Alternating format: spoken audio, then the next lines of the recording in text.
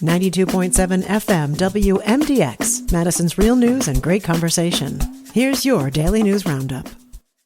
From local news to what's going on around the state, Civic Media's mission is to bring you real news and great conversation. For Civic Media News, I'm Lisa Hale. No ice is safe ice. We hear it all the time from the DNR. Now the Winnebago County Sheriff's Office is echoing the refrain. A 23-year-old man was trying to walk across the Fox River in Oshkosh this week when he broke through the ice. He was able to get out of the water and get to shore where he called 911. A passerby who saw him struggling also called 911. The man got assistance from law enforcement and first responders and thankfully was not injured. Again, no ice is 100% safe, especially if there's a current like in the Fox River. The DOT's February Law of the Month is to see and be seen. Melissa Kay reports. State Patrol Superintendent Tim Carnahan encourages drivers to check that their headlights are on and working properly when it's dark or when visibility is limited. Headlights help keep everyone safe and be more visible to other drivers.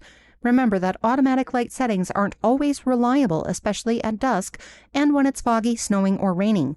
Carnahan recommends checking your headlights for ice, snow, and other debris that can restrict visibility. It's also important to remember that headlights should be white or amber without decorative covers. A couple universities in the Wisconsin system have some big plans now that the State Building Commission has approved $206 million to be used statewide. At UW-Milwaukee, some of that money will go toward fixing water leak seals at Chapman Hall.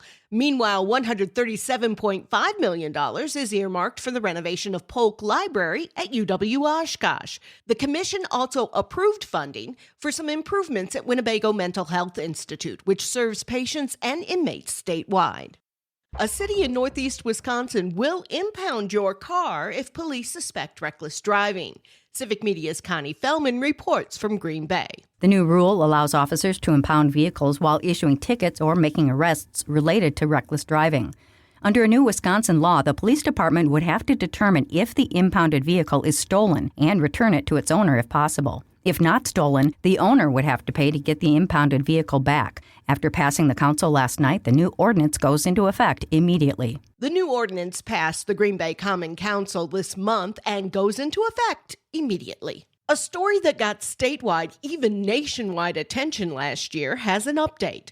Ryan Borgwart, the 46-year-old Appleton man who faked his own death while kayaking on Green Lake and then fled to Eastern Europe for a woman, failed to show for a motion hearing in Green Lake County Court this week. According to state court records, neither Borgwart nor his attorney appeared at the hearing. He was trying to get certain digital materials related to his case deleted. However, with no one there to argue the case, the judge dismissed the motion. Borgwart was sentenced to 89 days in jail last August after pleading no contest to obstructing an officer. He also paid $30,000 in restitution, split between the Green Lake County Sheriff's Office and the Wisconsin DNR for the 58 days that they searched the lake for him. 6 people died in snowmobile crashes in Wisconsin so far this year, and the DNR says alcohol is often a factor and is urging riders to wait until they're done for the day before they start drinking. During the upcoming Sled Safe weekend, wardens will patrol trails, share safety tips, and watch for impaired riders. Officials say slowing down and staying on marked trails can save lives. The Wisconsin Department of Natural Resources is encouraging the public to report black bear den locations to help with an ongoing study on black bear reproduction. Maddie Schaefer has more. The research team is accepting any den reports, but is specifically looking for dens in bear management zones C, E, and F, which covers central and southern Wisconsin. Bear cubs are typically born in late January and early February, and this time of year is often when people discover dens, because they can hear cubs squeaking, grunting, or humming while nursing inside. The Black Bear Litter and Diet Survey will generate new estimates of black bear reproductive rates within each of the state's bear management zones, and the estimates will improve the accuracy of the population models in each zone. The project was started in 2021 and is now going into its 5th year. The purpose of the project is to place GPS collars on sows, or female bears, and track them over the years. The data will let researchers understand litter frequency and cub survival rates. DNR research scientist Aaron Morrison says public assistance is essential to increasing their sample size.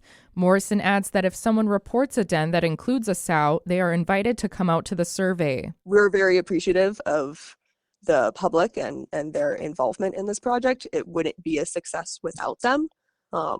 And so we like to be able to invite them out on those surveys as a way to kind of show them a part of the research that they're involved in. Morrison says that individuals reporting dens should keep track of the GPS coordinate, take photos of the den, and give a description of the site and surrounding area, and make note of any bear activity. To report the activity, visit the DNR's Black Bear Den submission form. I'm Melissa Kay, Civic Media News. For news anytime, visit civicmedia.us. With Civic Media News, I'm Terry Miller. National Guard troops are in Columbia County helping with flooding as heavy rain continues to impact parts of Wisconsin. About 100 soldiers are working to protect roads near Portage, building sandbag barriers to keep drivers safe and prevent damage to the interstate. The governor met with troops yesterday and thanked them for stepping in to deal with rising water and storm cleanup. State officials say the emergency declaration will help speed up support to communities still recovering from tornadoes and flooding earlier this week. They're preparing for more storms tonight and throughout the weekend. In western Wisconsin's congressional race, Democrat Rebecca Cook outraised Republican Congressman Derek Van Orden by nearly $1 million to start the year. Cook raised $2.4 million overall, compared to Van Orden's $1.3 million, and now leads in cash on hand heading into the August primary. She's in a primary against Rodney Rave, a former legislator for the Ho-Chunk, and Eau Claire City Council President Emily Burge. Cook says she is returning donations tied to California Congressman Eric Swalwell after recent allegations of his past sexual assaults. He denies any wrongdoing.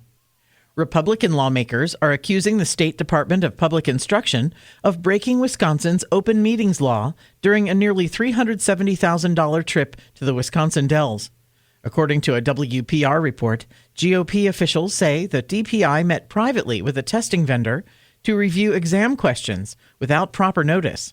DPI officials told lawmakers the gathering involved educators, not public officials, and was properly documented. The Adams County District Attorney now has 20 days to decide whether to investigate. If not, a conservative group plans to sue. More news is available at civicmedia.us. The Brewers meet the Marlins. Hi, I'm Mike Clemens with sports. Baseball tonight in Miami, where the Brewers open a 3-game series against the Marlins. Yesterday, the Brewers left home with a 2-1 victory over the Blue Jays. After the game, reliever Trevor McGill on why he got into a shouting match with the Blue Jays dugout. I was rubbing balls on my leg. Somebody on their bench, I think it was Schneider on their bench, was complaining about it. I looked at him. I said, I promise I don't have anything on there. Immediately got used from their bench. At 10-8 for the season, the Brewers now in third place behind the Reds and the Pirates. NFL, the Packers tailgate tour wraps up this weekend in Stevens Point. I asked Randall Cobb if he's ever been on the statewide tour before. I have. This is my second time on the tailgate tour. I went back in 2012. Great time. I love it, being able to go around the state and just meet all the loyal fans that have supported us over the years and being able to give back to the community in a different way. That's former Packer Randall Cobb with sports. I'm Mike Clemens. Today could be a big severe weather day. We have a chance of thunderstorms later this afternoon into early evening, and we're looking at the potential for hail, damaging wind gusts, and even tornadoes. So stay weather aware today. We'll get to the upper 70s for a high this afternoon. Thunderstorms with heavy rain tonight. Tomorrow will be much, much colder. I'm meteorologist Sean Cable. That's your Madison News Roundup from WMDX. Find more news anytime at WMDXradio.com. Subscribe to this podcast on Spotify, Apple, or wherever you find your podcasts.